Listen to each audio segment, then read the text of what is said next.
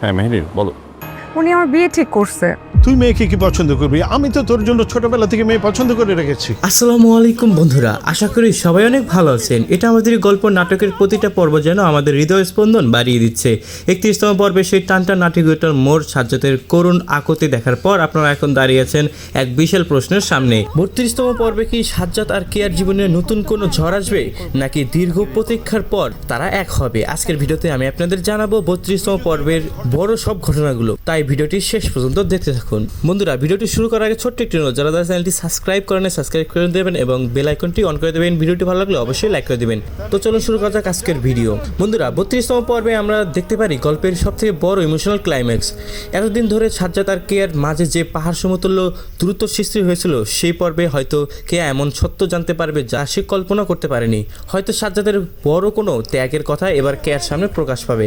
সবথেকে বড় চমক হতে পারে কেয়ার পরিবারের সিদ্ধান্ত। তারা কি শেষ পর্যন্ত সাজ্জাদকে মেনে নেবে? 32তম পর্বে দেখা যেতে পারে সাজ্জাদ হয়তো শহর ছেড়ে চলে যাওয়ার সিদ্ধান্ত নিচ্ছে, আর ঠিক সেই মুহূর্তে কেয়া তার পথ আগলে দেবে।